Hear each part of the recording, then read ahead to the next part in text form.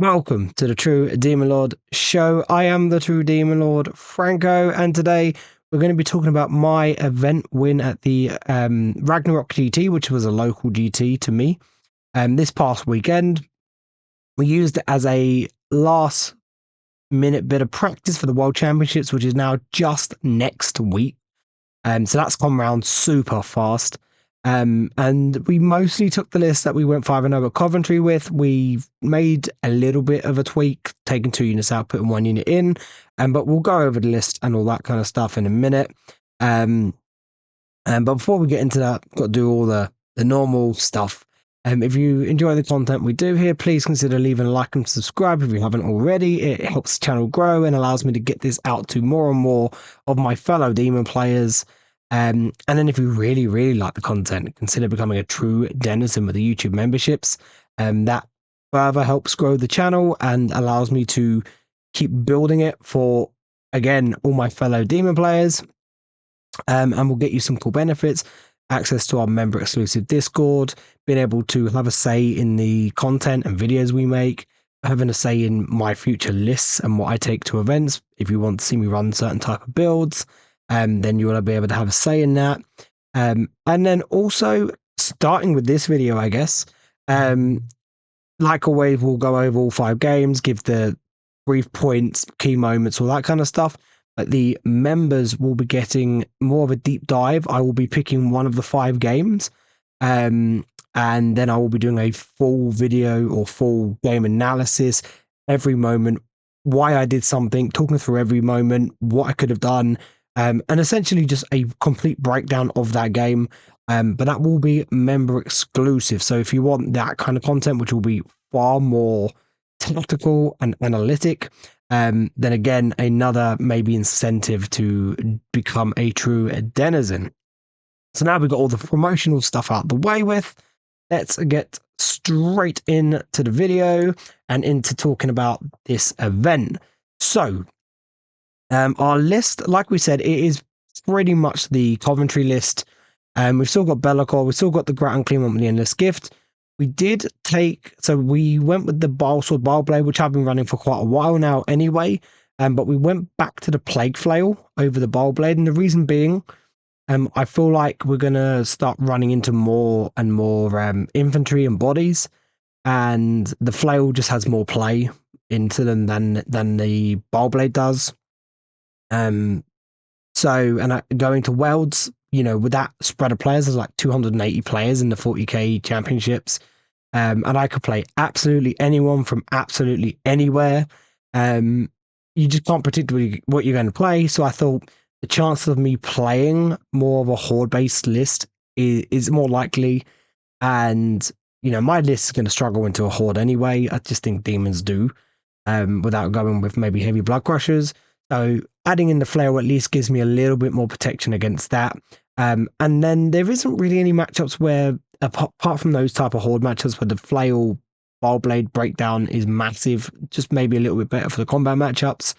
But I went back to the flail. I just think for the potential matchups we could run into, it just has slightly better play. Then we've still got the Keeper, Soul Stealer, and the Shining Aegis, of course, for the Full No Pain, which is amazing. Not as great as the weekend this weekend, but that's because I played her poorly, and we'll go into why. But she's still fantastic. Shalaxi, who, we love Shalaxi, and I dropped her for a while, but she's come back in, and she proved again why she needs to be back in the list. Because this weekend she was insanely good, as she generally is.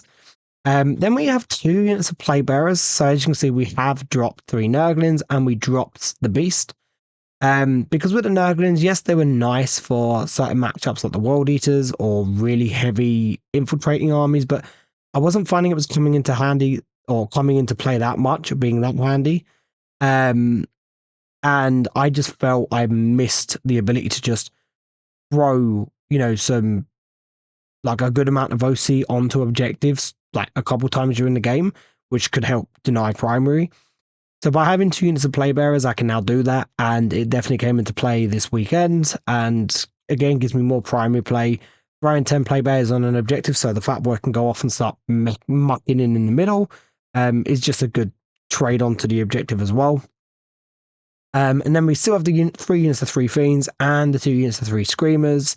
I did debate changing into a unit of Flamers and a unit of Screamers rather than 2 units of Screamers.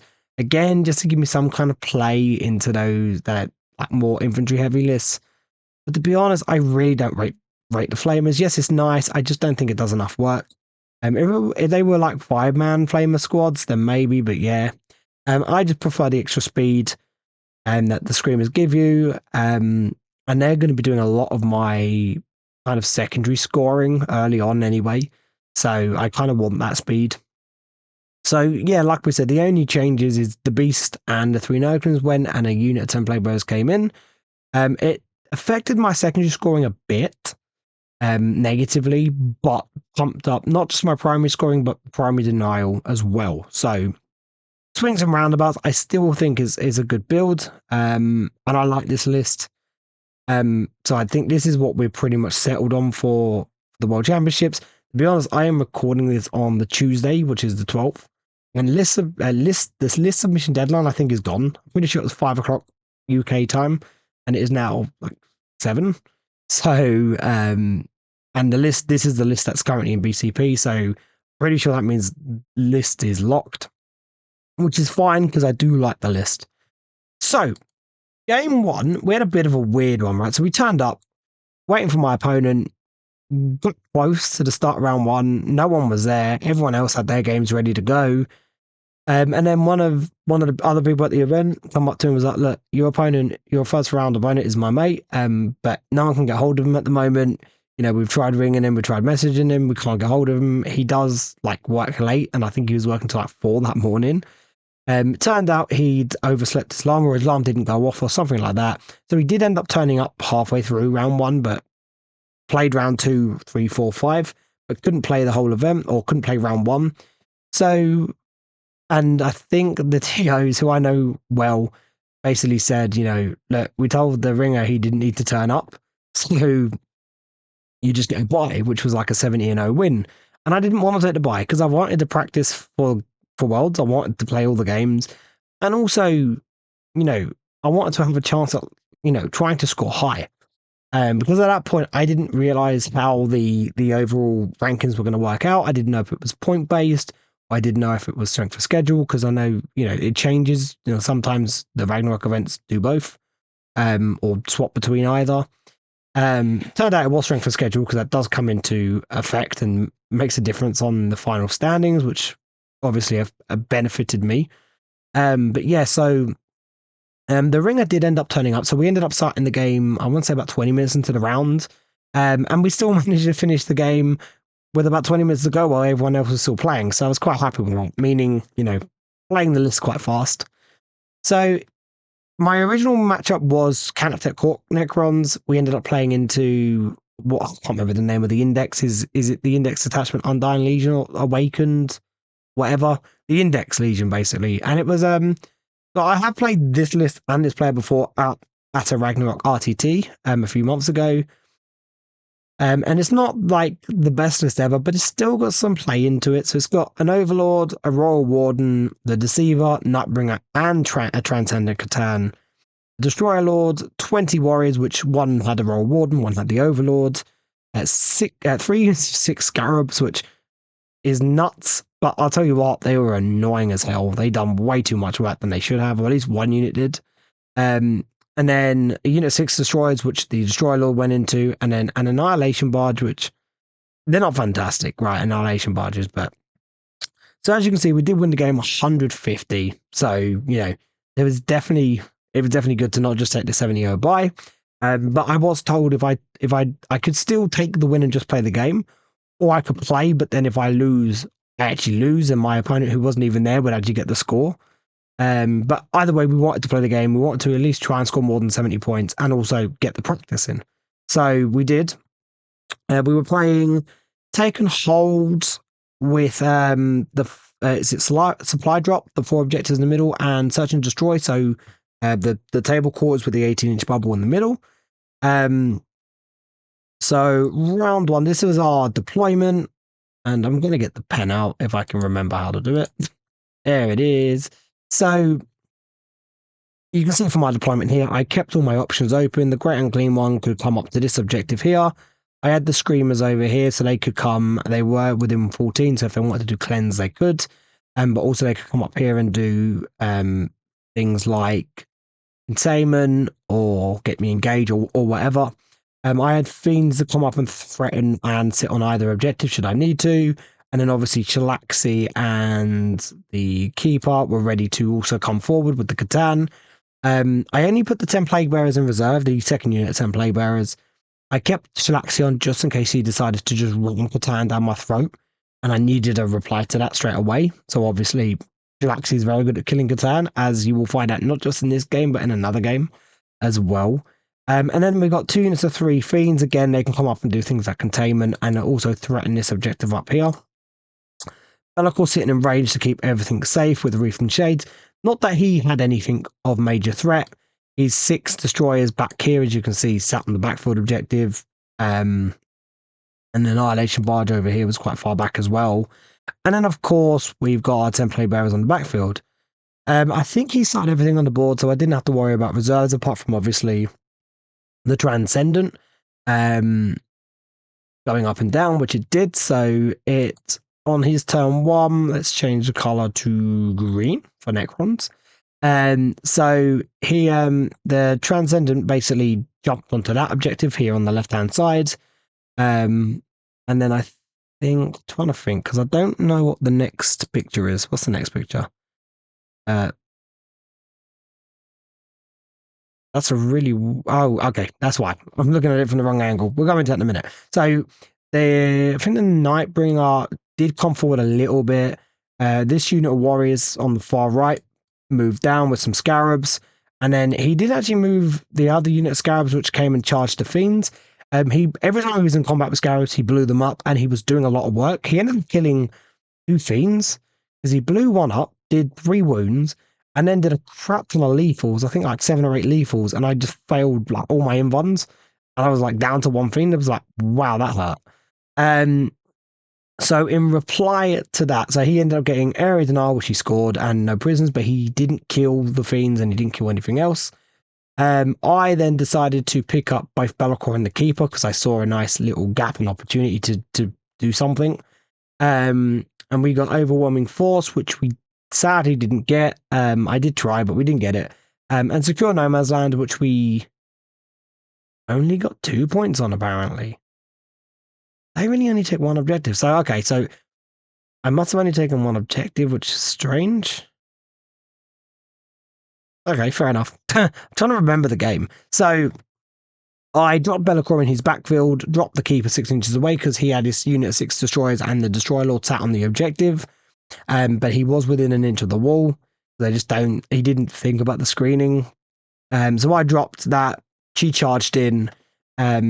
Unfortunately, she did whiff. She killed 3 of the destroyers, but she killed 3 of them. Did she kill 2 of them? She had a bad. She didn't do a lot. I think she killed 3 of them. And then he still had 3 of them in range of the objective. So she didn't take it, so that didn't get me over 1 with force. Over in the top, which I'm going to go back to the red pen, over in the top up here, the Ground Clean One moved in, Chilaxi ran up, and we charged into the Transcendent.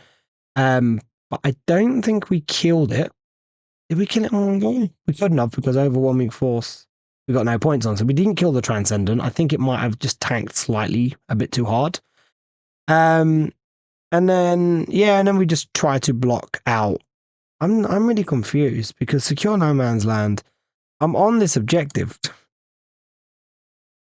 Maybe did I underscore myself on a secure? I can't remember because I'm pretty sure I'm on 2 of these 2 objectives here. I've only given myself 2 points on secure, so I can't remember what happened there. Going into the next round, so we've got a few bits here. So Overwhelming Force behind enemy lines for Chris. He couldn't do either because he couldn't get into my backfield. And he didn't kill any of the units on the objectives was 3 Screamers, which he left 1 on 2 wounds, I think he did. And then Chilaxi, the Ground Clean One, and the Keeper, which he wasn't killing. The Keeper did then proceed, so he fell back from the Keeper. In my turn, I got Recover Assets and Defend Strongholds. I believe Be'lakor recovered assets in the backfield. No, he couldn't have. But we have got 6 points on recover assets. This is bad. I can't remember any of this. I think I might pick something up. Did I pick Screamers up? Or did Be'lakor actually do recover assets? I think Be'lakor did recover assets then, thinking about it. And then, yes, Be'lakor did recover assets. And then I recovered assets with Fiends in the middle and Plague Bearers in the back. Chilaxi then killed the Transcendent in his turn, and then we've got the Nightbringer on this side of the wall who had moved up and down to try and get a charge into the Ground Clean one, who was about 8 inches away, but he failed. So Chilaxi then moved off and went to kill him. And to be fair, it took her about 2 rounds of combat to do it. And in return, I think she only took like 7 wounds, which I thought was, yeah, fine. She's killed the Transcendent, she's killed the Nightbringer, which is, you know, that's her job, right? Kill those type of units. And then into round 3, as you can see on this right-hand picture here, Be'lakor and these 3 Fiends ended up charging into a unit of 20 warriors and the Roll Warden, and we wiped them with the combination of both of them. And then we ended up having Sabotage, which I think the key... Oh no, we uppy downed Fiends. That was it. The Fiends recovered because the one Fiend that I had left over, I'd picked up, dropped back down. She recovered in the backfield, not Be'lakor. Be'lakor came out. So this was actually round 2, I believe. And they came out because, as you can see on this left-hand picture, we've got the 20 warriors. They moved on to this objective.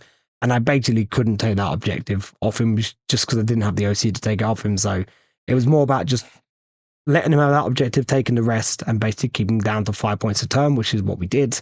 So yeah, so in turn 2, we ended up killing the 20 warriors over here.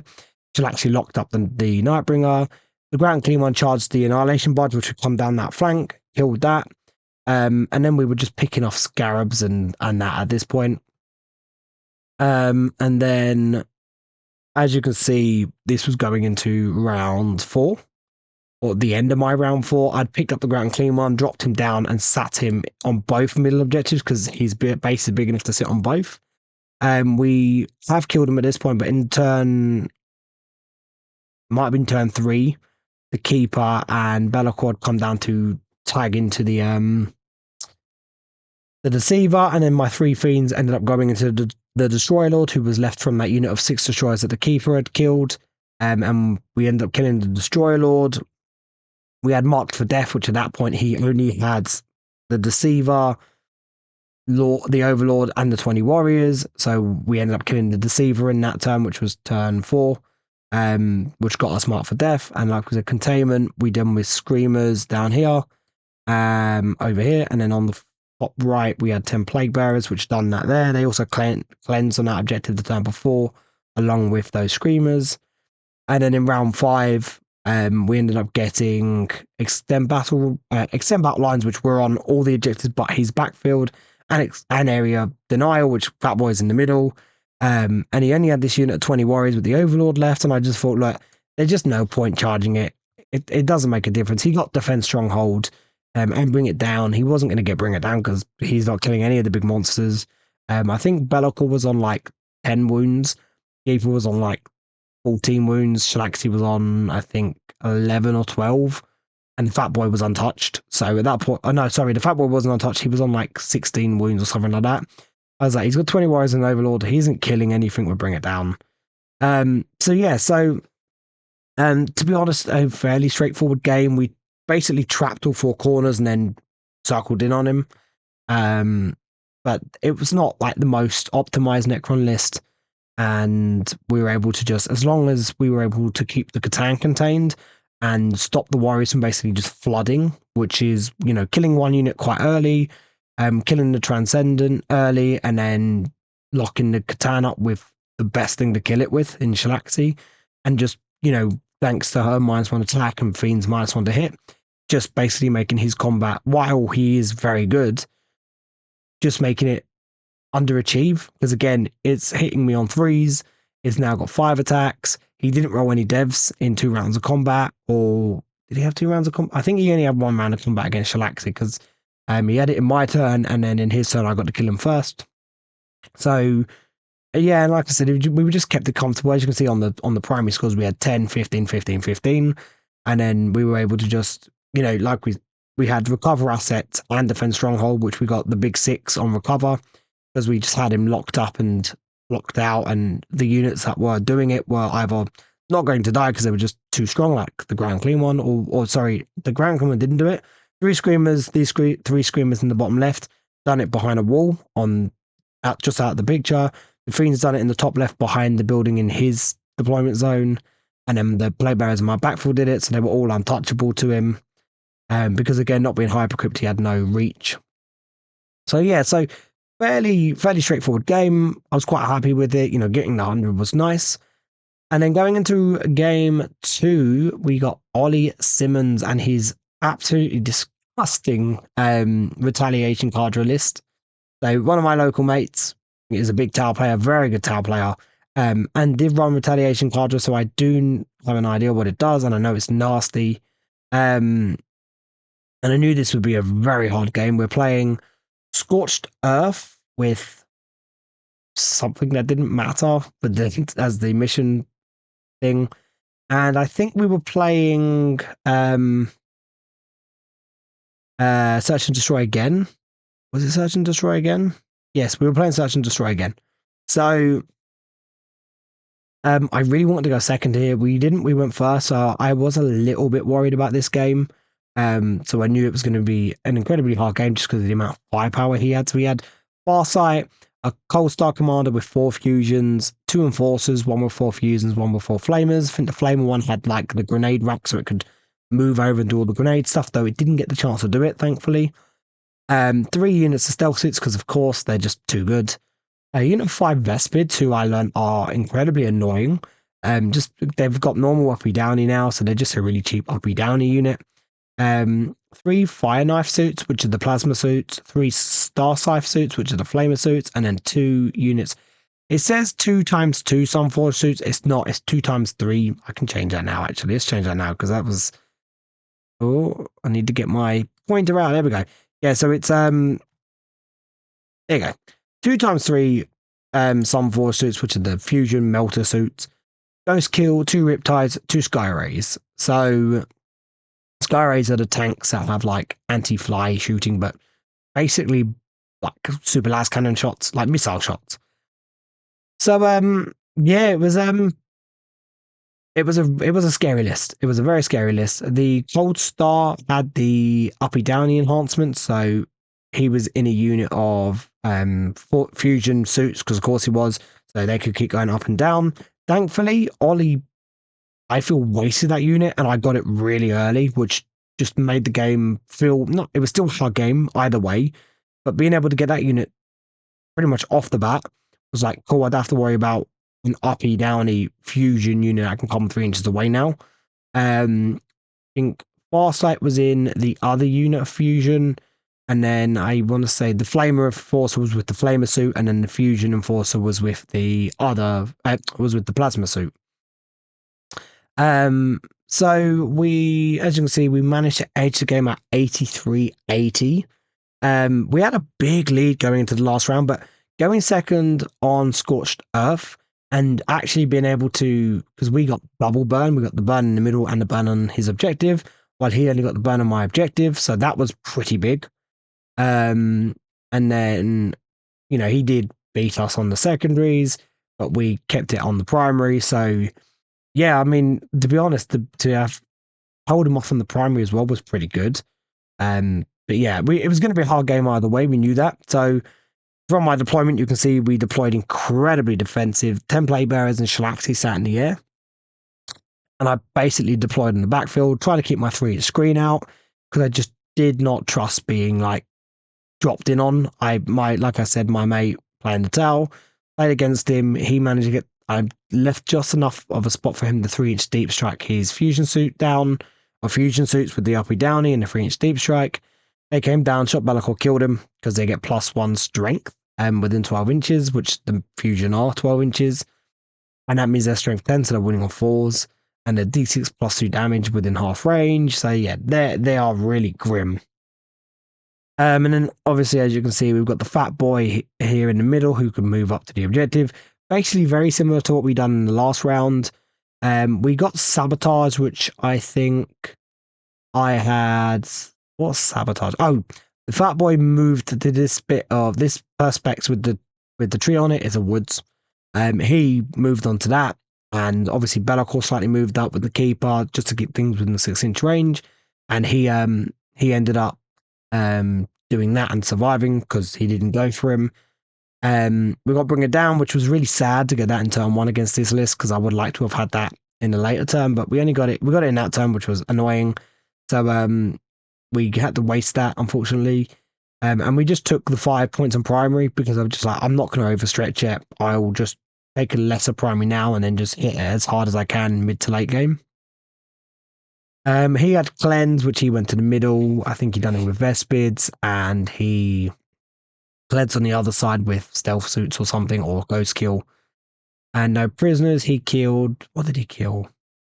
Oh, so this picture here, this, like, let's get the pen out again. So he dropped his, this is where we said he dropped this unit too early, in my opinion. So he dropped the 3-man uppy downy squad with the cold start a bit further back behind this wall. And he shot at these fiends here and killed them because he essentially just wanted to hit my my little units and my scoring units early, which he tried to do, which, yeah, I mean, it's a good game plan because, you know, I can only do so much for my monsters. And then he fire and faded them back behind that wall. So they're kind of lined up. I haven't got the full picture here, but they're lined up like that on the other side of the terrain, not the wall, but the terrain itself. Because he was like, okay, I'm thinking I'm fairly safe then. I was like, well, I can't be downy. And he was like, okay, that's fine. So I was like, okay, cool. So I then picked up Be'lakor and Shalaxi. Not Shalaxi, sorry, the keeper. And then in turn 2, so these suits were basically sat here. He had his character sat here, and then the other 3 trail back. So we drop Be'lakor where he is, drop Shalaxi there, drop the keeper there. So the keeper, you can't see them, but he has both of his Sky Rays sat on these crates, which I thought, I know the bases fit on them, but I thought because the model used, because it was a vehicle and it uses hole to measure from, I thought the whole hole had to be like wholly on the basically the footprint of the level it's on. Apparently, it's just the base, which was fine. So essentially, I wanted to charge the keeper in. She wasn't going to kill it, but she was going to tag it up and make it just be annoying. But she failed the 6-inch charge after a reroll, which was slightly annoying. But she actually made it in. There was a unit of stealth suits down here. We shot them off. Shalaxi shot. So this unit, Farsight's unit, which has moved up. This is the following his turn, but in my turn, a rapid ingress on the other side of the just here down by these crates. She killed one of them with her shooting. I think Be'lakor killed the stealth suits. And the keeper, I think, might have shot at them as well, the stealth suits, or at the unit of that Shalaxi would end up charging. I can't remember. And essentially now I was like, okay, even though I failed the charge with the keeper, I've got all 4 big guys on this objective. He's not going to get to my back foot objective because I've got it screened out. And I knew that I was going to get a nice 10 on primary, and I've got all my big assets in one spot. And his Riptides and his Ghost Kill and a lot of his stealth suits are all the way over here. So I was like, okay, he's got Sky Rays and he's got some suits and he's going to bring some more suits down, but I'm in a fairly contained spot. I don't mind this. We had Assassinate, so Shalaxi went in, picked up all 3 suits plus the character, because again, that's what she does. Got us Assassinate, we got Defend Stronghold, because again, we were just screening out the backfield too much. And yeah, so he wasn't going to get to it. He scored 10 on primary, but he got behind enemy lines and sabotage. He couldn't fit in my deployment zone. He could have got a 3-inch deep strike, but he wanted to bring his suits down in the middle to do damage, so he just didn't have the spot to do it. And obviously the Vespids, who did go up. Oh, sorry, the keeper shot at the Vespids, and I think he knocked the unit down to 2 guys. But he couldn't get them in because they can't 3-inch deep strike because they haven't got the keywords. So they can only 9-inch, which he couldn't get down, so he couldn't get behind. And he did do a sabotage with something, and it would end up going off in his turn. So in retaliation, he brought out Farsight and his 2 remaining Melter suits.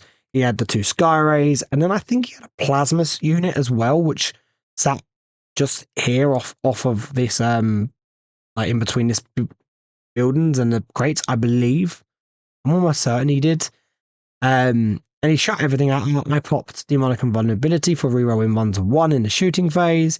He shot, and I think he took like 7 wounds off her, maybe 8 wounds off her. I think he was not happy and quite astounded at how she just tanked it. And I was like, look, like, I get it. You know, you're shooting that much at something you expect to do work.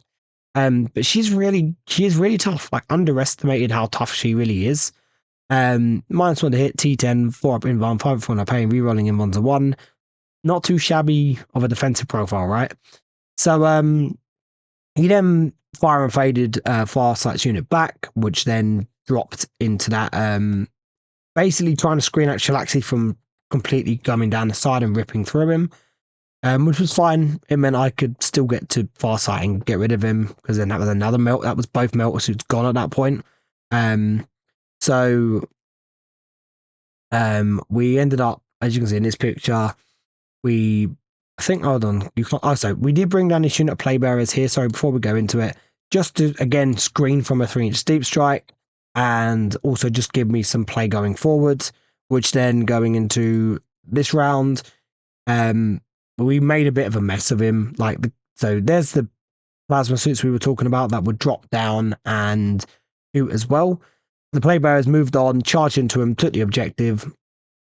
Then we 3-inch deep struck, as you can just about see, Playbearers down here, because he left.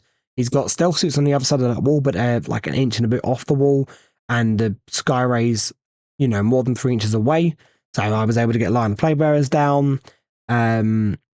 So we were able to knock him down to a 5 and primary, because I'm just not getting to this objective in the bottom right, because he's got his Ghost Kill and some Vespids and stealth suits, and obviously the double Riptides there.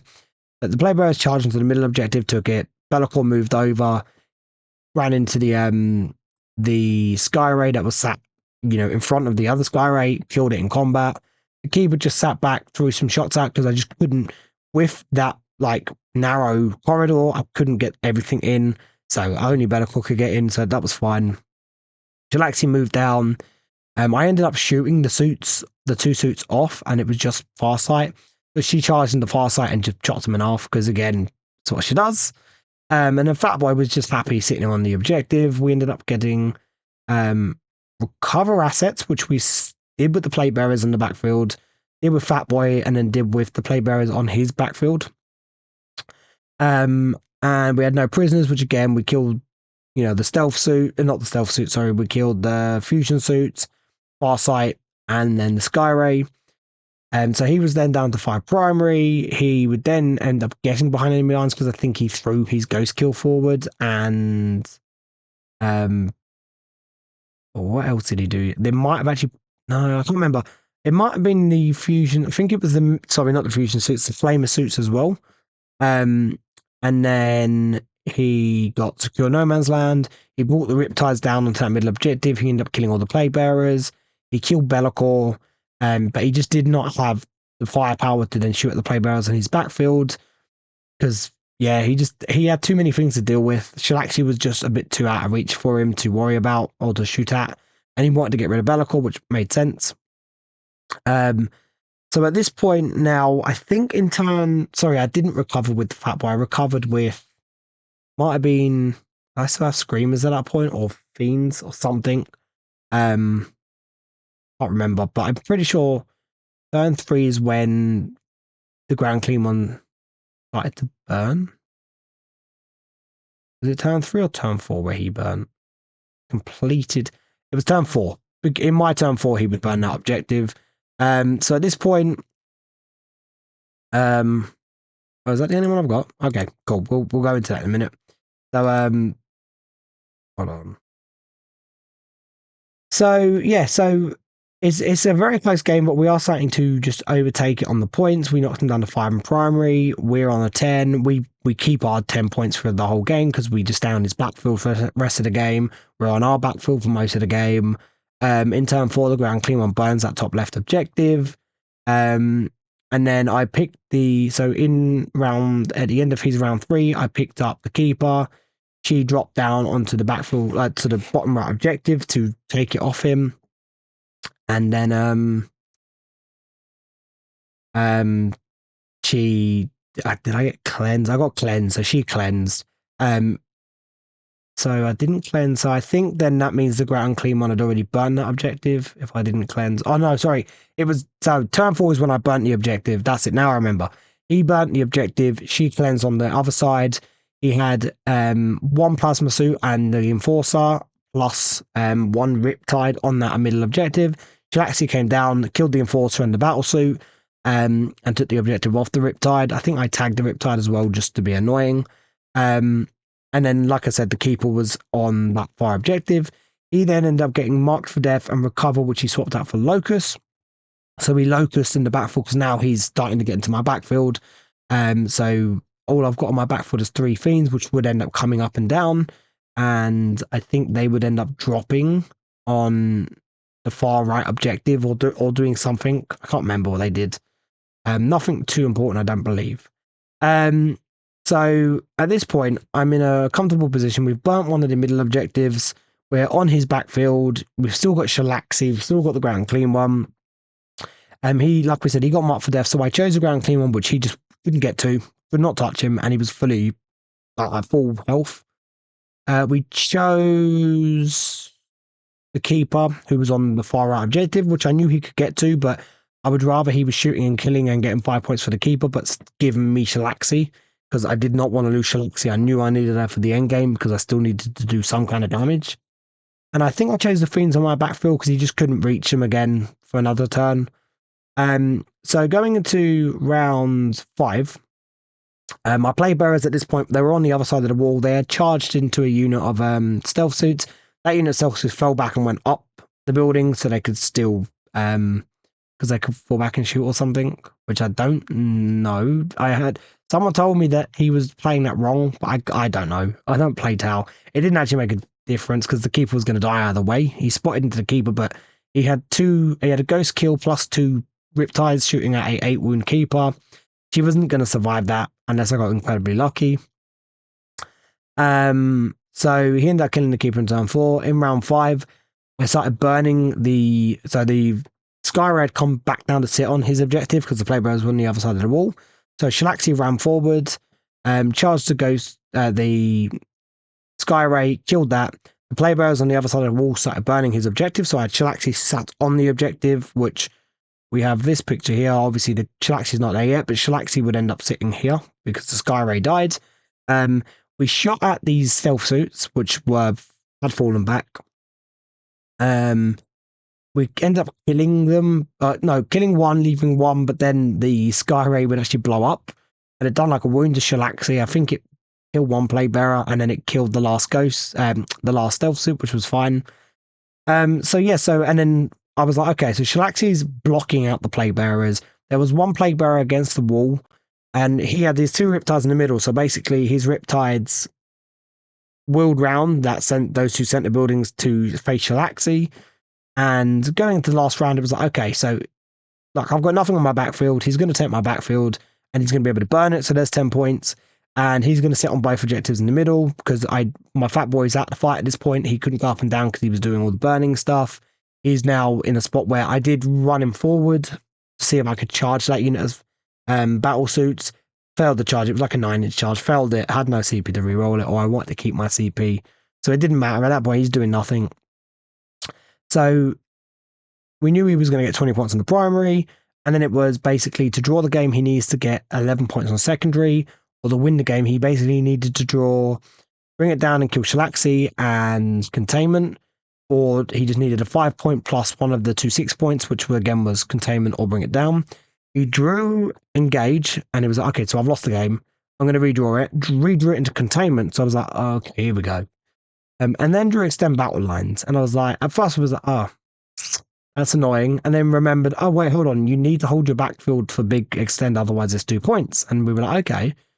So I was looking at it thinking, okay, so if you kill Shalaxi, the shooting, like he's got to make like, I think one of them could get an 11-inch charge on the side play bearer, which he then had to try and kill a bunch of play bearers. I was just like, okay, I've won the game. But he wanted to, obviously, rightfully so, play the last round. Shot both riptides at Shalaxi, and he shot one, and she took like 2-3 wounds maybe. And then he was just like, okay, whatever. I think the other one took like another couple wounds off her. She tanked it. And he was like, okay, I'm definitely not charging her now. And I was like, yep, obviously not. So we pulled the game out by 3 points. It was a very tight game, but again, it was just one of those games that I look at and I look at the score and I think even though it was a good game and it was hard, I just had him beat in the middle for most of the game. I had his backfield for like near enough 3-4 turns, and I was beating up on him. He had 2 Riptides, he still had the Ghost Kill, and I think he had a unit stealth suits and the Flamer suits. And obviously I had Shalaxi, the Fat Boy, 10 Play Bearers. I think that's all I had left. But yeah, so I mean, I just felt like again going first on Scorched Earth was a bit of a hard one. But at the same time, we managed to get the 10 burn and the 5 burn while he only got the 10 burn. So that was pretty good. And Shalaxi just had a game. She had such a game, killing a lot of crap and just pretty much being a massive reason to why winning the game. So in round 3, we would go into Lee, Crossley, and Blood Angels. This is my first go into the new Blood Angels. So Lee, this was his first event, or first 2-day event. I think he'd done 1 RTT, so this was his first GT. And so it made me laugh because the parents came up and I was like, oh, okay, like, and we were playing tables next to each other, so I was like, oh, introducing myself and all this. And he said, oh, I don't really know what demons do. And then a couple of the other guys that were nearby, or one of his last round, the opponent who he had played in round 2, plus some other people who were nearby, who know me, were like, oh yeah, by the way, this is like one of the top 5 demon players in the world, and 17 years playing the faction, all this crap. And my poor Lee was like, oh. I was like, please don't do that, because you're playing a good faction, and like Blood Angels are a bit of a horrible matchup. Like it is a hard matchup. I was like, anything can happen.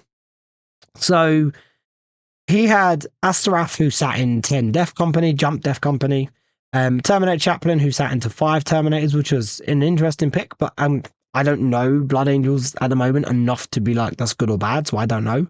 Mephiston, who was obviously on his own, Dante, who was in 6 Sanguinary Guards, 5 Heavy Intercessors, a Ballista Dreadnought, a Bowel Predator, a Brutalis Dreadnought, 3 Devastator Centurions with the missiles and the las cannons, 5 Assault Intercessors, which is jump back intercessors. Sorry, not Assault Intercessors, the jump back intercessors. 5 Scouts, and that was it. So I assume standard list. I'm not too sure. So this is our deployments. Or actually, this is turn 1, my turn 1, or sorry, end of both of our turn 1. So we played, wasn't Hammer, it was weird Hammer. It was Tipping Point. And was it Tipping Point? Yeah, it was Tipping Point. We were playing Scorched Earth again, which I was like, oh Christ. I don't believe either of us burnt objectives all game. He did. He burnt an objective in the last turn because he went second. But I didn't burn any objectives in this game just because I had too much to do, I think. And to be honest, I actually forgot it was Scorched Earth. I can't lie. So round 1, we got overwhelming force secure no man's land. So Fat Boy, 3 Screamers moved up to this objective up here. And I had 3 Screamers here, 1 poked out on the objective. He then moved forwards. He killed the Screamers. Got containment, which he done with, I want to say Mephiston, who's like somewhere over here, and I think he jumped over here to do it. And then he got, sorry, no, that's a lie. That was in turn 2. He got area denial and assassination. He didn't have anything. The only thing that he could really do, because he didn't want to give away his not his Centurions, his Death Company that early, because the only thing I put in reserve again was Play Bearers. I had Chalaxi and the Keeper on the board. And the only thing he could have put forward was Mephiston, really, and he didn't want to give them away. And also, he didn't want to give Asterath's unit away, which makes sense. And Assassination, which he wasn't getting, so he lobbed both of them. I got 10 on primary, and then I basically ended up sending, as you can see, 3 Fiends up here. Actually, I'll do it on this one, and then we'll move over to this one. So 3 Fiends advanced up here to deal with those scouts. which they did. They killed the scouts and they tagged the dreadnought, took the objective off him, which got us Storm Hostile, not Storm Hostile. I'm looking at his score now. Sorry, we got behind and sabotage, which I think I had a unit of fiends over here in the middle. These ones here, they sabotaged here on this piece of terrain. And behind enemy lines, we had 10 plague bears, which dropped in, which on this picture here, you can see it. They dropped in down here on the right-hand side, bottom right-hand corner. Fiends here moved in, killed the scouts, tagged the dreadnought just to be annoying. And then in his round 2, he would get containment of storm. So he moved these 5 assault jump intercessors down to deal with the plague bearers because he was like, oh, it's all right. I'll get rid of them in a turn or two. They held them there for the whole game, apart from where he decided to fall back and do the charge thing with the stratagem to go into Shalaxi, which we'll get into in a bit. But they held that unit up, which was really handy, and actually survived the whole game because they would end up getting me Locust in the last turn in the backfield. So yeah, just hero plague bearers. And then the Death Company with Astaroth came over here, dealt with the Fiends. Because, yeah, and they just ruined them.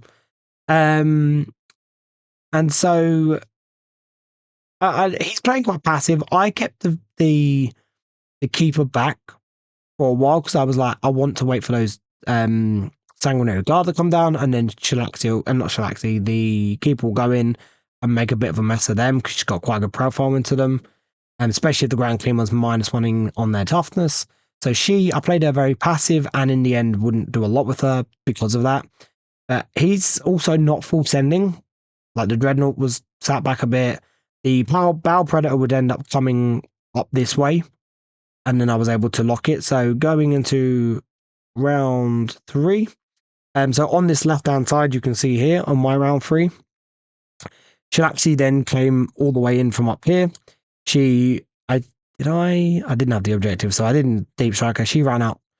She came in, she killed Astaroth, which I didn't realize was as big as it was, because when Astaroth died, they had no AC, so he didn't hold the objectives. I was like, oh, I didn't even realize, but okay. So I picked out Astaroth with my precision off her Soul Stealer. Not Soul Stealer, Soul Piercer. And then end up killing another 5 guys with the rest of those Soul Piercer attacks plus the claws. So she made a mess on that side, which was nice. And then still played it quite passive because, again, he wasn't on the middle objective, so I didn't need to push over there. He wasn't coming to mess with the Grand Clean one, though. He did drop Devastator Centurions, as you can see on the right-hand side over here in his backfield. They had dropped down. I didn't have the Fat Boy within 6 inches of Bellacore because I was being fairly pushed forward on this side here, and I want to keep Shalaxi and the Keeper safe. And I actually ended up taking, I think the Grand Clean took like 9 wounds, and I was like, ooh, okay, that's not good. So I ended up going over to protect him more. Bellacore would end up moving on to the objective just to keep him a bit more protected. And then in his turn, he brought the Bow Predator forward. He brought Mephiston forward to try and charge into the Fat Boy, but then decided, oh, I'm actually not going to do that. And then he ended up moving his Terminators forwards because he ended up getting Locust, which he done in the middle with the Terminators. Find enemy lines, but he just couldn't get into my backfield, and Cleanse, but again, he couldn't get Cleanse because the only unit he had really was the Dreadnought, and he didn't want to. He wanted to shoot and try and do damage to Shalaxi. So yeah, as you can see, the game just progressively went that way. Shalaxi would end up finishing those Death Company. She would then move into the Dreadnought, which had moved on to the objective and killed the Ballistus. But then she would end up dying because she would end up getting shot by the Devastator Centurions. And then the Intercessors would run into her. They would fall back from the Plague Bearers, which you can see in the bottom, I can't draw on it anymore. The right-hand picture, you can see down the bottom, they charged into her, done the Mortals, which they done like a Mortal, I think, and then just overshot their combat and ended up killing her, because I think the Dreadnought, the Centurions took her down to like a few wounds, and then he ended up, I think he put Lance on them, and ended up just I think he killed her by literally 2 wounds, and I was like, oh, that's annoying, because I thought she was going to survive, but she didn't. But at that point, she'd already done her job. He had ended up rapid ingressing his Dante unit over those crates up here. And then basically he decided he needed to kill the Grand Clean one. In my turn, I had no prisoners, which I ended up killing Fiston to get me no prisoners and recover assets, which I think I did with the Great Unclean one. Plus, I had lined up with Plague Bearers in the backfield. He then got extend battle lines, which now he had that right hand flank cleared finally, but I'd already held it up for long enough, and defense stronghold because I just wasn't getting to his backfield. And then in round 5, let's say he charged into me in his round 4, and put all the buffs on Dante's unit, and I only took about 6 wounds or 5 wounds off the Grand Clean one. The Grand Clean one would kill, I think, 2 Sanguinary Guards. I then bring Be'lakor over. It's really annoying because the keeper literally did nothing all game because I was using her as a deterrent. But because of that, I thought he would end up coming forward eventually, but he didn't really, apart from this side. So because of that, Gibber did nothing. I ended up getting containment, which she did. She came over, as you can see in this right-hand picture here. She done containment that way. And on the other side, I think I had some screamers that done it on that side. And then in his round, he burnt the objective either in the middle or on the other side. And then he had Bring It Down and Sabotage, which he got a mini Sabotage. And then his Bring It Down points were basically coming from the Grand Clean one, who he couldn't kill. Be'lakor had come around, like I said, killed another 2 or 3 Sanguinary Guard. So at this point, it was just Dante and like 1 Sanguinary Guard, I think, and they just couldn't kill him. And he just survived and tanked it. So considering he took 11 wounds the first time, or 9 wounds, I think he was down to 11 wounds the first time he interacted with the Grand Clean one. I was like, oh, he's going to have one of those games where he just falls over, and then just didn't, which was awesome. So yeah, we ended up putting it out 8160. Just overall, Lee, I think, played it a bit too passive. He then, by pulling the Bell Predator forward, because he just wanted to do as much damage to the Grand Clean one or whatever as possible, he ended up blocking out the Brutalis, which couldn't get nowhere.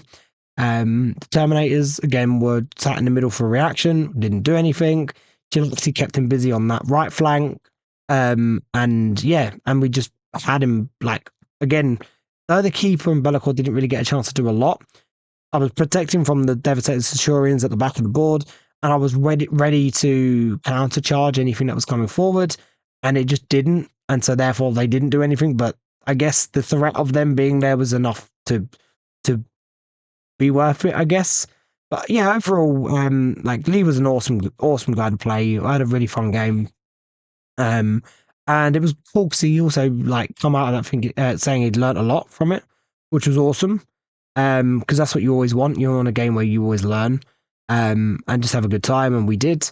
But yeah, it felt like, again, because he was quite passive, it felt, I don't want to say straightforward, because that sounds disrespectful to Lee, but I never felt like I had any, like, he never overcommitted or fully committed or anything, so I never felt I had any, like, what's the word? Like, a lot to deal with. I can't think of the word. I got the word in my head, but I can't think of it.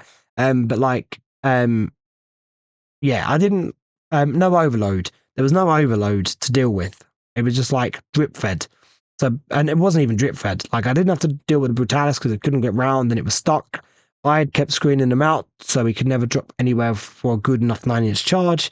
And when he did get in for the 9-inch charges, he was blocked out in most places. Or sorry, when he did drop down to do charges and stuff, I had him blocked out so he couldn't get onto objectives. And so, yeah, we were just able to coast it. 81 was a bit of a poor score still. We dropped 9 points on secondaries again and 10 points on primary because we didn't burn. Because, again, I'd forgotten to burn. But not that I didn't want to burn that left side objective, and I had nowhere to burn in the middle or no one. I could have probably used the Keeper to burn, maybe to drag him out a bit, but it didn't matter. We could afford to play a passive. So we ended the day 3-0, and then in game 4, we would end up playing into Alex Neal, who's quite a prevalent local player down in Kent. Always at, like, we have our events, we have Ragnarok events, Team Hivemind events, and Gothic Games events. They're pretty much the big events in Kent. And like myself, he attends pretty much all of those events. Running Necrons, this one a far more like optimized meta style list. Hypercrypt, of course. We had the Nightbringer, the Void Dragon, a destroyer lord, which would sit inside of a unit of 3 heavy destroyers with the exterminator things, basically the like 12 shot of rapid fire guns. And they're just really good. Like, I remember going to a Ragnarok RTT earlier in the year when orcs got their codex and the green type was nuts, and he played against a very good orc player, who he actually played in round 3 of this event as well and beat him. And we were just like, oh, how do you deal with that many orcs? And this unit that he had with the exterminators just rinsed through the orcs, and we were like, oh, that's how you do it. So this unit is scary, and I did my very best to make it as like neutralized as I could without killing it. He had a Technomancer who sat in 6 Wraiths, because 6 Wraiths is still a really good unit to have.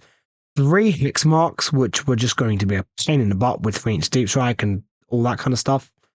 5 Tesla Immortals to hold the backfield. Like we said, 6 Wraiths. A Doomsday Arc, which again is they can be really, really good. Which I think in round 5, Alex would end up playing into Space Wolves, and that Doomsday Arc ended up picking up a unit of Thunderwolf plus the characters, I believe, or at least the Thunderwolves, maybe not the characters, I can't remember, but it just went nuts. And then a single normal destroyer for a really cheap scoring body. 2 units of 2 destroyers with the 6 damage Gorse guns, like we said, the 3-man unit with the exterminators, and then a unit of 3 Tomb Blades, like really speedy, shoot and scoot ability, just really annoying to deal with. So before we get into the game, Alex is an absolutely insanely good painter. Wins a lot of painting awards down here, and as you can see on the left hand side, that's his army on a display board. I've played against these Necrons before. They are beautiful. The orange and the metal just go so nice. And like I said, he's just such a good painter. And very creative. Look at that. Look at that display board he has. It's just amazing. And then his Nightbringer is also a proxy, and it just looks cool because the old Nightbringer the actual Nightbringer is very old.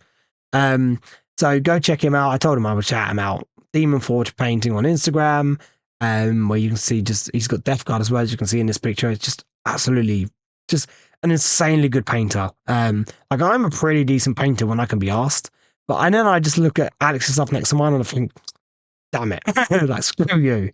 But yeah, Alex is a fantastic painter. Go check him out. Go give him a like and follow and all that kind of stuff.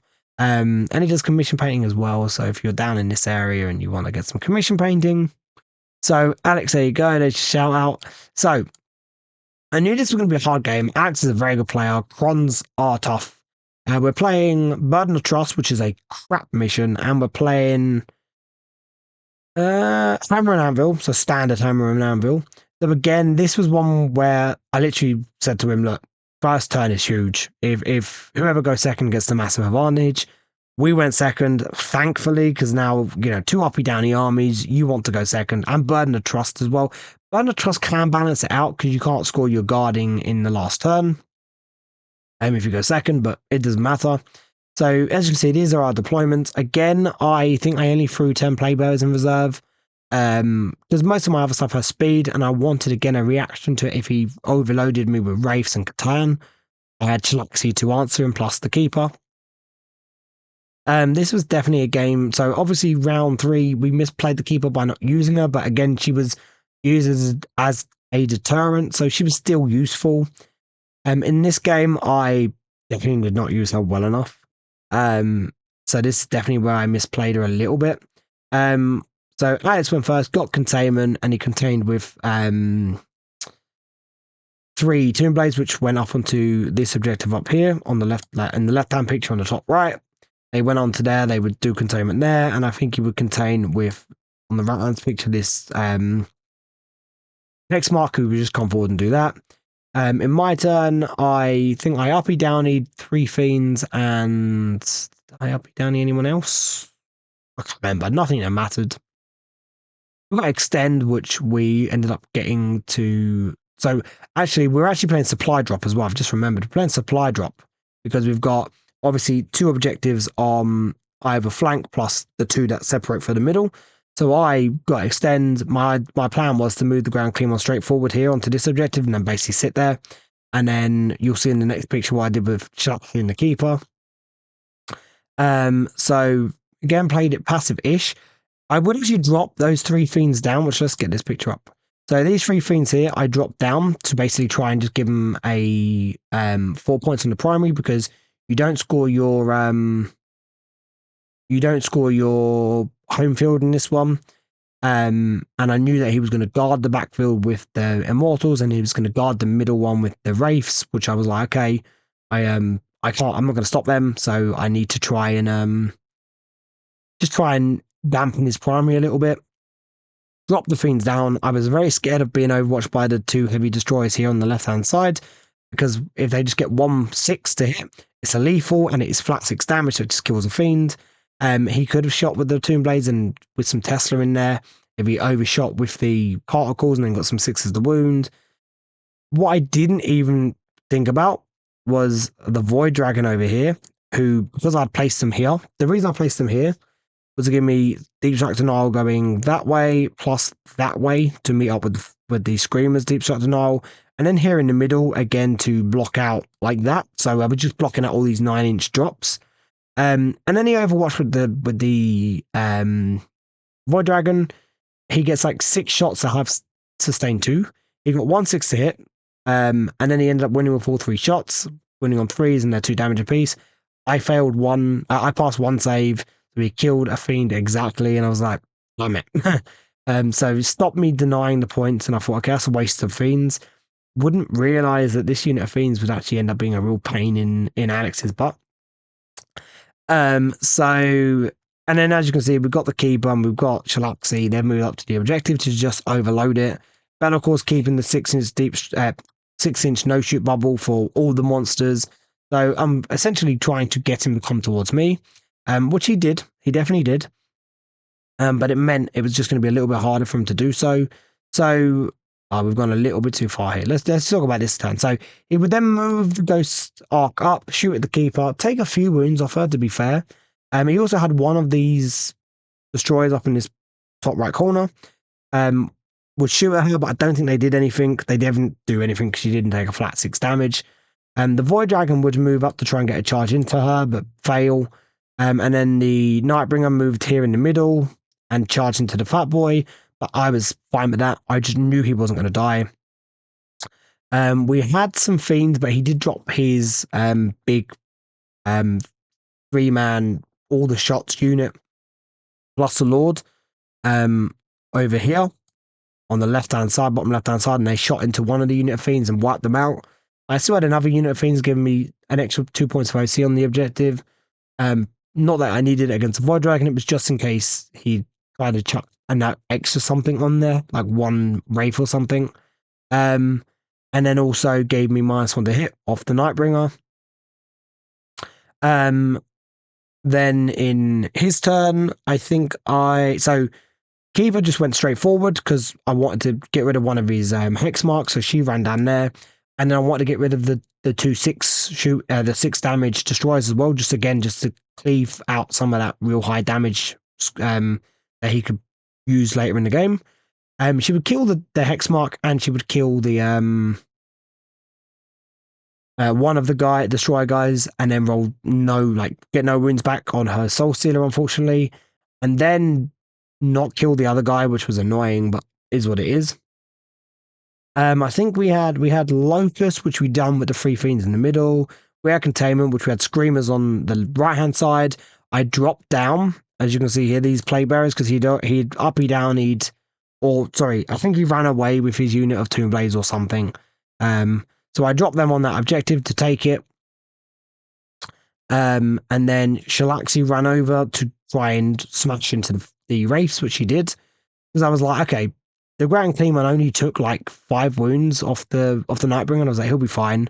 The Nightbringer then would have a little bit of a pop off and get some dev wounds through, so do a few more wounds, but we were holding him there, and I knew that if anyone could hold him for a turn or two to allow me to do some stuff and then go into him, it was going to be the Ground Clean one. And then Be'lakor charged the Void Dragon, which would end up being a very tense combat.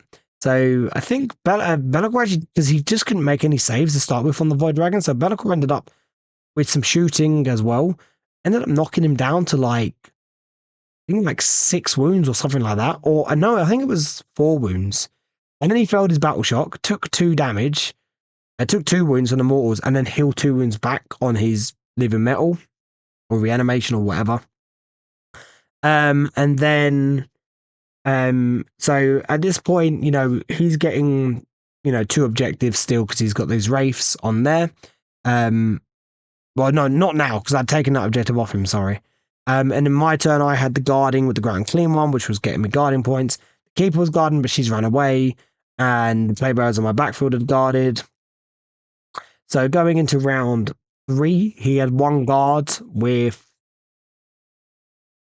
He had 1 guard. He had 1 objective and 1 guard. Why did he only have 1 guard? I'm trying to think. Round 4, sorry, that is. So in round, let's see what these pictures are. I forget where all these pictures are. I took so many pictures. So it's basically just showing the same thing. So like I said, with that unit of fiends that he had overwatched earlier in the game, I had 1 fiend on 1 wound. So that fiend then ended up charging in and tagging up it passed the battle shock, gained a wound back, charged into the destroyer unit. I knew the Lord couldn't get in, so I only had to worry about some normal standard attacks winning on 5s. And it took 1 wound off her, so she ended up tagging them and holding them in, so we couldn't uppy downy them and they weren't going to be able to shoot. And then that unit of playbearers that I dropped up there would then tag it in the next turn, so again doing the same thing while holding an objective. Shilaxi would end up killing the wraiths in his turn, but leaving the character alive, which would be a little bit annoying. And then again, the ground clean one would continue to hold up the Nightbringer. And then he would end up shooting and killing the keeper, but that meant Be'lakor went untouched, and he had to deal with the keeper, so she wasn't rampaging the backfield, meaning I was still keeping stuff in the middle. That was fine. He would drop down 3 Tomb Blades and 2 X marks in my backfield and clear my 3 Screamers. And then going into, so I think the Void Dragon was on 3 wounds at this point. Be'lakor was on I think Be'lakor was on 12 wounds. But then, I'm sorry, then we had our combat. He would actually knock Be'lakor. I think Be'lakor now was down to 3 or 4 wounds. So it was a bit dicey. So I knew now, going into my turn 4, or was that turn 3? I've got to think about it. I don't want to get this wrong. So he had area denial. So this is turn 4. So he got area denial, but Shilaxi was in the middle, so he wasn't getting that. She was untouched. Or she might have had a couple wounds, sorry. He got Storm Hostile, which he ended up doing. So he, in turn 3, killed my fiend, moved forward. I killed the race with Shilaxi. I obviously done a lot of damage to the Void Dragon.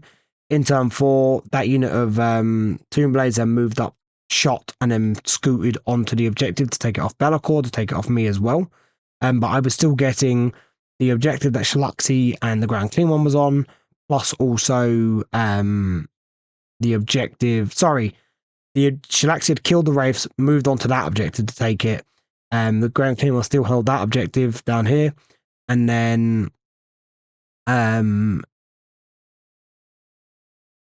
the Playbearers on the other side are taking that objective. And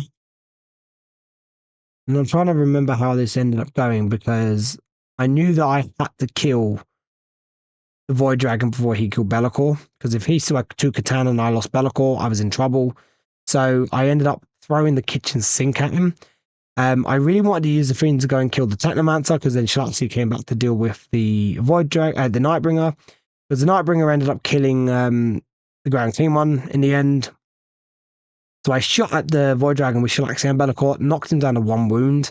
So I knew now at this point I had to charge the Fiends in, so I did charge them in, and I would end up getting a couple dev wounds through, which he failed to feel no pain, so I just got him. He didn't blow up, thankfully.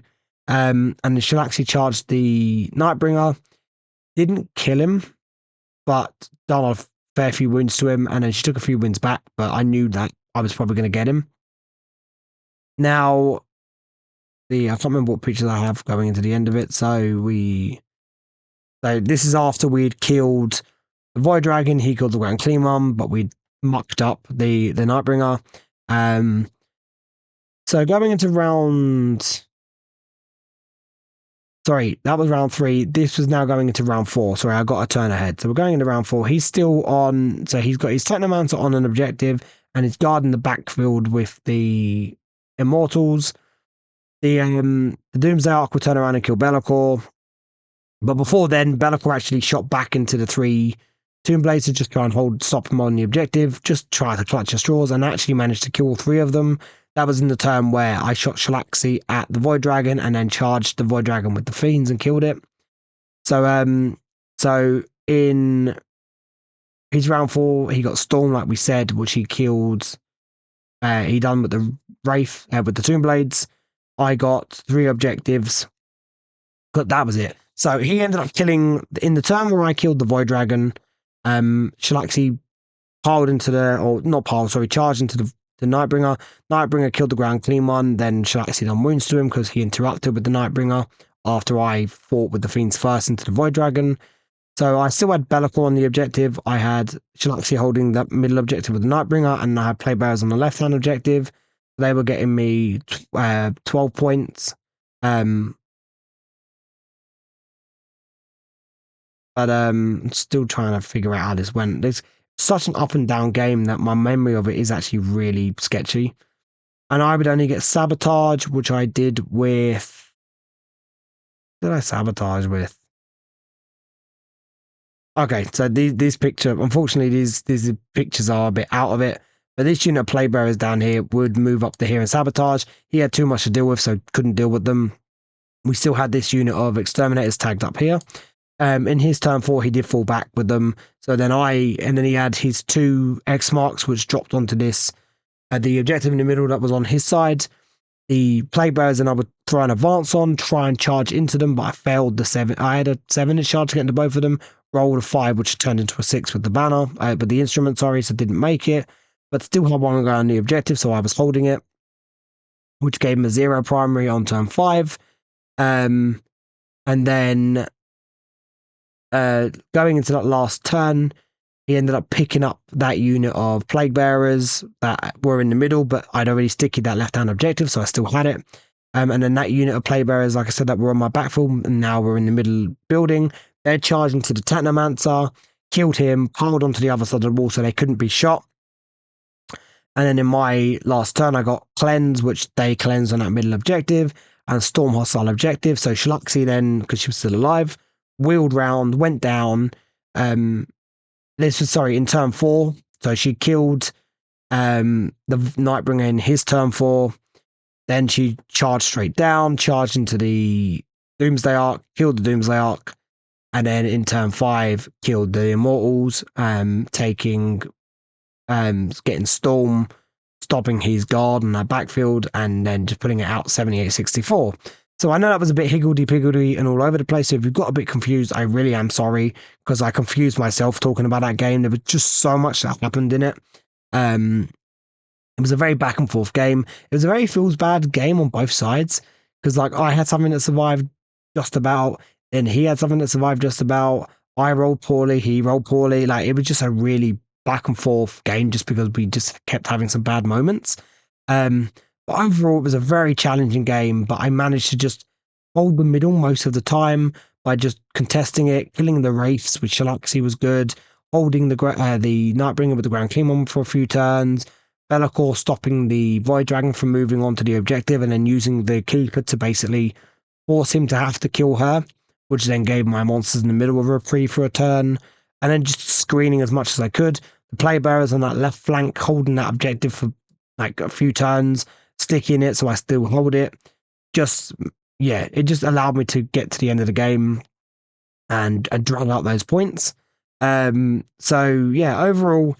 very tough game with Alex. He's a very good player. Like I said, if I confused you in that game, I really am sorry, because I confused myself. But yeah. So going into the last round, this one will be a lot more simple to explain. So it was my only loss of the weekend. We were the only player going into the last round 4-0, unbeaten. And we were playing into Ewan Bedford Cooper, who has a blog. It's on the Death Card Facebook page, I believe, and he posts it in the competitive pages. So go check it out. His blogs are always very good. full of pictures and very, very clear explanations of the game, not like me trying to stumbling my way through the explanations. So running Death Guard, he had 2 Terminate Sorcerers, Mortarion and Typhus. 3 is a Death Shroud, so I know this is becoming a thing, and I learned just how nasty they are. He had 2 Terminate Sorcerers sitting in 2 units, and he actually didn't attach Typhus to the other unit. He kept him separate, just so I think he had 1 unit where Shalaxi wouldn't be able to just reroll into, I think. 10 Cultists, 2 Mower Drones, or Bloat Drones with the Flesh Mowers, 2 Predators, and 2 Brigands. So, pretty good list. As you can see, we lost 90-77. And to be honest, yeah, Human is an insanely good player. He's one of Byron's teammates. And we had played a long time ago, before COVID, we played, which was, I believe, if my memory serves me, was a pretty good game back in, that was 8th edition. And I think I was on my Nurgle, mostly Nurgle Demons plus some Alpha Legion Obliterators list. And I think he was on Eldar. I can't remember, but it was a very good game. This was a good game because Ewan is actually like a pleasure to play. He's a very nice guy. But I'll be honest, this was really annoying because it just felt like the game was just an uphill battle and the game was against me. But with the benefit of hindsight, I know I played this incredibly poorly, and I'm going to go into why. And I know I'm not saying that if I change it, I win the game. But I mucked the game up for myself, and I think just the pressure. So we went first. We're playing Tipping Point again. Yes, so Tetris, Hammer, and Anvil, and we're playing Take and Hold. This time with just 3 objectives in the middle, not 4, so it was going to be a hard one. So I'd basically had it in my head that I needed to just zero his primary out as much as I could, which was a mistake. I should have tried to hold his primary down, not starve it completely, but we'll get into why. So on the left side, you've got my deployment. On the right side, you've got his. We did actually reserve Shalaxi in this game because he's incredibly slow. Death Guard, not Ewan. Ewan's not slow. But I think in reserve, he had 1 Brigand, the separate unit of 6 Death Shroud, and Typhus. We had 10 Plague Bearers and Shalaxi. So I went first. I got raised banners on my backfield. I got behind enemy lines, which I couldn't get, and I'd obviously slung. An overwhelming force, not overwhelming force, sorry, sabotage, which we moved some fiends up in the middle to do it on that big bit of terrain here in the middle, would get it. He then got Locust, and he had a unit of Cultists, which moved up and did it. And then also touched the middle objective, so I had to deal with them to stop him getting primary.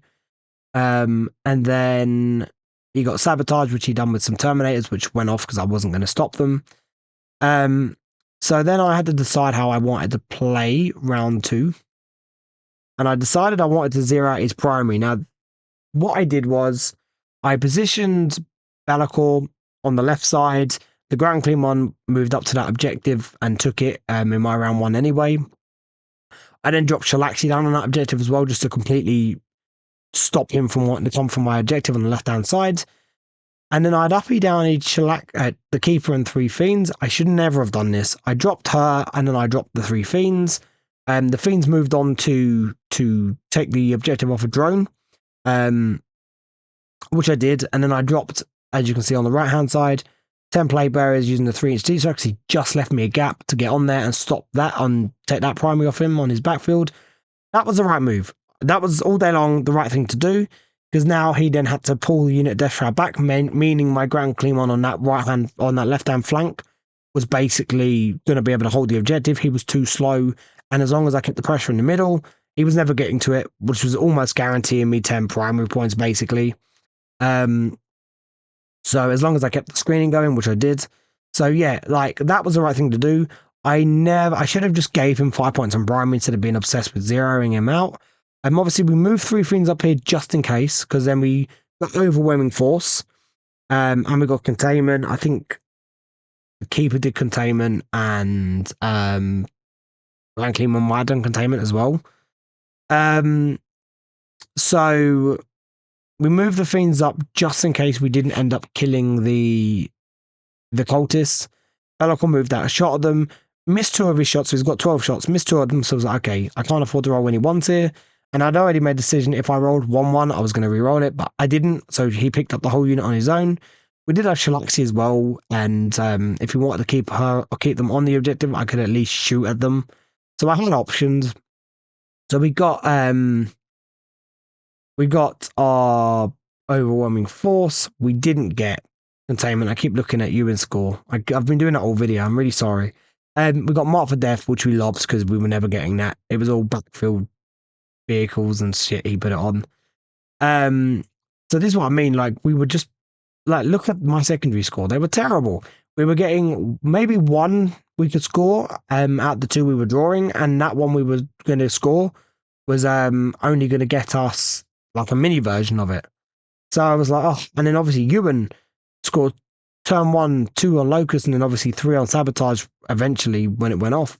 And then he got Containment and Storm Hostile, which he then scored 10 on. So I believe this is a direct quote from myself. I said to him, I got 10 on primary.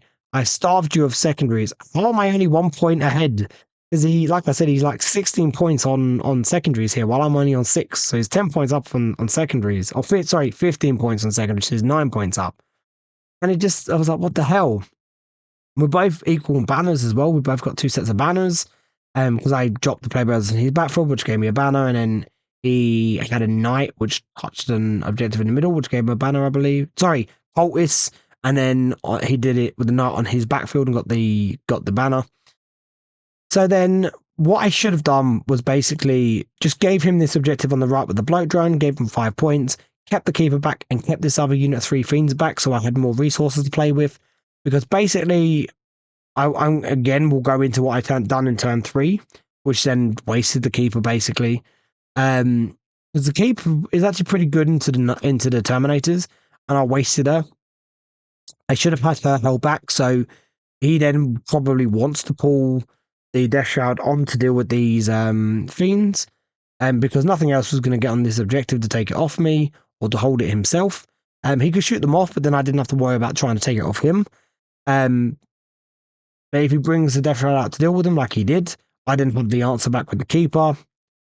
Yeah, so going into round 3, we ended up picking up Shalaxi and Be'lakor, and then we dropped Be'lakor in my deployment zone 6 inches away from the Death Shroud in the middle. The keeper moved a bit further up in this left-hand picture. You can see she's in combat with the drone. She was a bit further back. I dropped her down because Mortarion moved on to that objective, and I basically decided I'm going to kill Mortarion. If I can kill Mortarion, it gets rid of... Basically, my army works on a lot of debuffs, minus attacks, minus the hit. He ignores that nearby with Mortarion, which is what he was doing. So by killing Mortarion, not just am I getting rid of a big threat, I'm also getting rid of a lot of utility for his list. And if anyone's going to do it, it's Shalaxi, let's be real. She's already been on a roll the whole weekend, killing multiple Catan and Wraiths, so all the tough crap, you know. We ended up drawing Defense Stronghold again. Like, we got Bring It Down, so as like I said, we needed to kill Mortarion, and then I charged the drone with the keeper. We shot at the drone. I think we only took a wound off it. We shot at Mortarion as well with Shalaxi and Be'lakor. I think we knocked him down to 11 wounds or something like that. So, and then in the middle, I had Be'lakor charge into the Terminator and 6 Death Shroud, and then the 3 Fiends charge in. And then we obviously had the ground clean one on the other side. I used those Fiends in the middle. I strung them out to stop any potential rapid ingress to keep the ground clean one's objective safe. So keeper charged in, and I was like, okay, she can get just a couple wins through with the claws, maybe one of them being the devil if I get lucky, 2 of them, and then we can just do a few wins with the sword. We could be lucky here. Did nothing with the claws, did 1 win with the sword, and he passed it. So I was like, but she bounced, which obviously she can. It is a better toughness than her strength. But it just felt a little bit bad, and at this point, I'm like, I've misplayed her again. That's another game, and I'm feeling bad at this point. But I was like, okay, fine. If I can pick up Mortarion, which I was confident I was going to do, I'll be looking good. I think I actually started with, what did I do? Because I don't think he had 2 CP to interrupt. Did he interrupt? I think he did. I think I actually started with Shalaxi, and I think he interrupted with a Death Shroud. I could be wrong. I can't remember. Anyway, In the middle, the Fiends did nothing. Bellicle killed 2 Death Shroud. The Death Shroud did turn around and just wipe the unit of Fiends. Easy, not even a challenge. And then, so I was fine with Shalaxi. He's on 11 wounds. We did a dev wound, I think maybe, no, we're winning him on 6s. I think it was just a dev wound, like 3 damage dev wound, and he failed 2 of them. And then he's on like 9 wounds or something like that. And I'm like, okay, fine. And I think we do 5 wounds with our Soul Piercer. And I think he ends up passing 3 of the saves and then rerolls one of them, but rerolls it into another fail. So I'm like, okay, I've only got 2 here. I just need to roll good. And I rolled like 7 damage on one. So I was like, okay, that's good. But I rolled 3 damage on the other. So I was like, okay, I can re-roll it. And rolled it into 4 damage. I'm like, oh no. So I've rolled 11 damage here and he's on 9 wounds. And he ended up surviving on 1 wound. Mortarion survived on 1 wound. I just needed to get like a 4 on the second damage re-roll. And I was probably going to be okay. He survived on 1 wound. He did have maybe a couple wounds to Shalaxi, not a lot. It was really annoying. He then auto passes Battle Shock, so he didn't potentially fail it and then take dev wounds and die from the shadows. And obviously that's still, so because of that, because of my whiff, he then got 15 on primary because I didn't take him off that objective and I didn't get to pile on with either the Keeper or Shalaxi. I didn't get to take the middle because I didn't barely anything to the Terminators, and obviously he had his backfield. So that just flipped it, and I was like, okay, now I'm starting to regret my overcommitting to try and zero his primary now. And like I said, we then, because Mortarion survived on 1 wound, we didn't get 4 points on Bring It Down. In his turn, he got Extend Battle Lines. There's 5 points. And he got Area Denial. Again, Belloc's stuck. He can't get to the middle bit. He's not in the middle, and the Fiends are dead. So there's another 5 points. So Ewan is rocking his secondaries at this point while I'm struggling. And I'm ahead on primary, but I've had 2 turns of 10. He's had a turn of 15, so he's only 5 points behind me. And I'm like sitting there going, I zeroed him out, and I felt like I had good pressure on him, and that was all gone. And I was like really feeling sorry for myself. And then in this turn, he ended up shooting and killing the Keeper pretty easy with the Predators and a Brigand. I think he got some shots of Shalaxi, took some wounds off her. Charged her with the normal 6-man Death Shroud unit, which had rapid ingress down. And it wasn't even funny how easy it was. She obviously can't -1 his attacks because Mortarion was still nearby, because Mortarion fell back. He'd already used the strat to heal Mortarion back up 4 wounds again. So I was like, well, I'm still going to Overwatch either way, because if I get lucky with the Purvane from Shalaxi, if I get like 4 or 5 shots, and I roll a couple 6s, that will give me a sustained 3 per shot. And if I can get a few dev wounds through, I could get him. I think I hit with 1 whip attack, and then obviously failed to wound because winning on 6s, and rolled 3 shots on the Purvane and rolled no 6s. So I was like, I did nothing to him. And then, yeah. And then the Death Shroud went in, ripped her off the board like she was nothing, and I was like, I literally said to Ewan, are they actually this good, or am I just really unlucky, or is it a combination of both? And he was like, they are really, really good, but you've also just not had the best luck. I was like they are ruining me here. And like I said, I've misplayed it. At this point, I knew I'd misplayed it, but I was too busy feeling sorry for myself to fully comprehend it. The benefit of hindsight and being someone who can look back on games and actually, if anything, pick apart where I went wrong. I know I went way too aggressive too early. I should have held back a little bit, but I got a bit crazed with the idea of zeroing him out 2 turns in a row, or at least 0 and 5ing him on his primary and then killing Mortarion. And it was always going to be a gamble, and it was a gamble that didn't pay off and then obviously blew up in my face. And then, to be honest, it was quite easy for Ewan from here onwards. We ended up losing Shalaxi, like we said. He then was able to just keep moving forward. Be'lakor, they fell back. The Terminators in combat for Be'lakor fell back. He went back in, killed a few more, but didn't do a lot. We ended up getting containment, which we got a double containment with some fiends. With some screamers. And engage, which we had dropped screamers down in his backfield, which we contained with. So I had the screamers move on to the objective while the ground clean one ran forwards. Rolled a 6 on his advance and then charged around the corner, which was quite nice. with Warp Surge. The Screamers, as you can see in the top left corner of this picture, they dropped on that objective, done containment, and then had another unit of 3 Screamers, which managed to drop in the back corner of his backfield and contain there. And then also give me small engage. He then got secure and cleanse. And like I said, at this point, it's now easy work for him. We know where this game's going. In the last time, I picked up the 3 Screamers and I picked up the Plague Bearers because Bellacore at this point died, so I only had the Ground Clear one in the middle left. We ended up drawing recover assets, not recover. So I've looked at his again, sorry. Extend and cleanse. So the Plague Bearers dropped on to the objective on the left hand side. Got me extend because my battlefield was sticky anyway, and got me a cleanse, and then the Screamers I just dropped wherever because it didn't matter. And then he killed the Ground Clean one in his turn. Got marked for death because again I only had the Ground Clean one, 3 Screamers and 10 Plague Bearers, so killing the Ground Clean one got him that.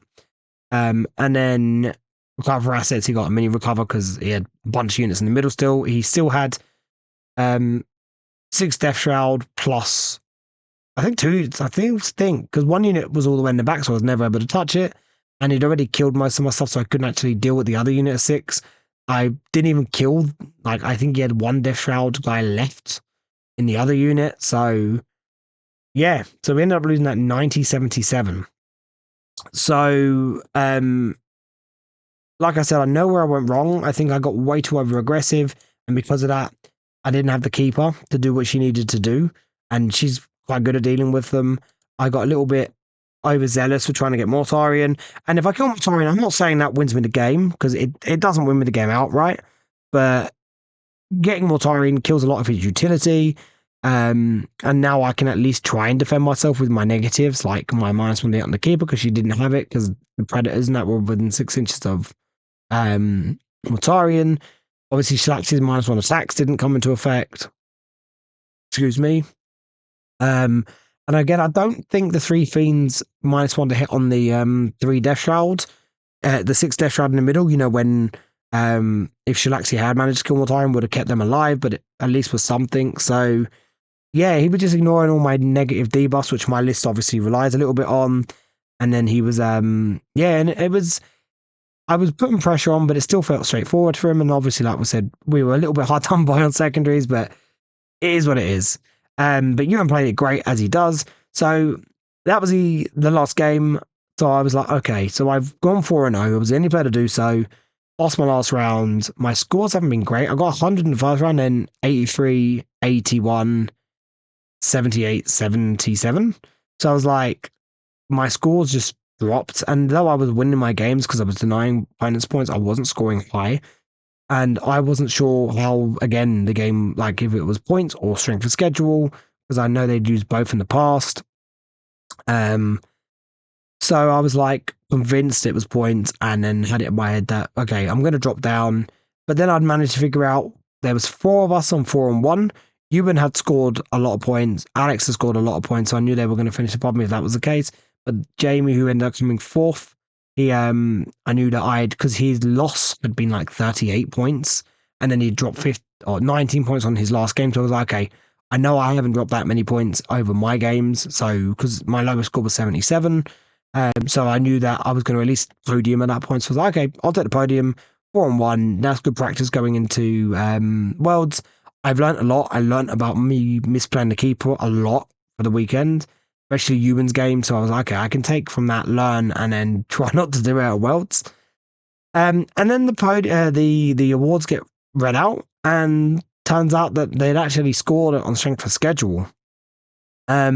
Which meant because I was the only player that was unbeaten going into round 5, I had obviously played 2 of the top 3 and all that stuff. I had the strongest schedule. I think it was based off of, it wasn't strength of schedule, it was path to victory. That was it. And because I was the last person to take a loss, I had considered the strongest path to victory. So therefore, I still won the event. Which, I still earned it, right? Like going 4-0 into the last round and beating some good players to do so. Especially that tower list scared the living hell out of me, and obviously Alex's list is great, and Yuma's list as well worried me. But I did go into that game thinking, okay, I know I can get this because I've got some good tools into it. and then like the keeper and Shalaxi, and then just misplayed it. And misplaying against a player of Ewan skill is obviously, yeah, not good. So yeah, so we managed to pull that out. So we're on pretty good form going into Worlds. You know, we pulled back on events recently. We went 4-1 at LGT, had 3 weeks off, went to Coventry, went 5-0, finished second in that event. And then we obviously went to this event, went 4-1, but won it out of 6 players, whatever it was.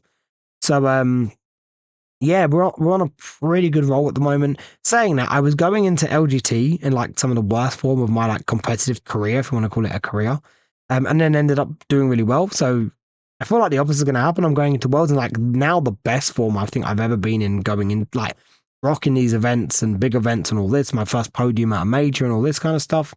And now I feel like I'm going to go 1-7 at Worlds. Hopefully not.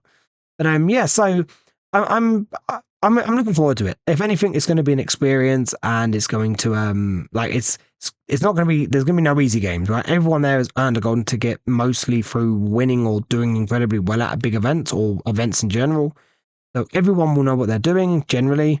So there's going to be no easy games, but if anything, that's going to be good because it's going to teach me a lot. No matter how long I've been playing this game and how long I've been playing competitively and how good of a player I may be, you can still always learn, and I know I'm going to learn, so that's what I'm going to take from it. And also, it's just going to be the experience. But yeah, so we're going to do a video next week, or release next week, literally just before we go away, where I'm going to go over the list in general, go over my goals, just talk about it in general. And then I'm going to obviously get a bunch of stuff recorded so I can just get it pre-done. So I don't have to worry about it, because obviously I'm not going to be able to film when I'm away, and I'm away for like a whole week. We go on Wednesday the 20th, come back on the 27th. You know, that's like 4 different video recordings that I'm not going to be able to do. So we're going to pre-record a bunch of stuff. But yeah, so overall, I'm quite looking forward to it. We're in pretty good form. You know, a second place at a major, an 86-man major, and then a win at a 26-man GT. Plus, not to mention LGT back at the end of September. And overall, I'm quite happy with the list. I think the list is going to perform well. And I think as long as I learn from these mistakes that I made over the weekend, I definitely think I can go deep. I'm not going to championship bracket at Worlds. And even then, I want to go 4-4 minimum. Like, I do not want to go negative. I want to go 50% minimum. And then my overreaching goal would be 6-2. And I would love to win best Demon player at the event, but we'll see. We'll talk about that more in that like pre-Worlds video. So thank you for tuning in. Leave a like and subscribe if you haven't already, because it's massively appreciated. And then if you want to further support the channel, like we said earlier, consider becoming a true denizen. Check out Facebook and Instagram to keep up to date with all things True Demon Lords, and we will catch you all in the next one.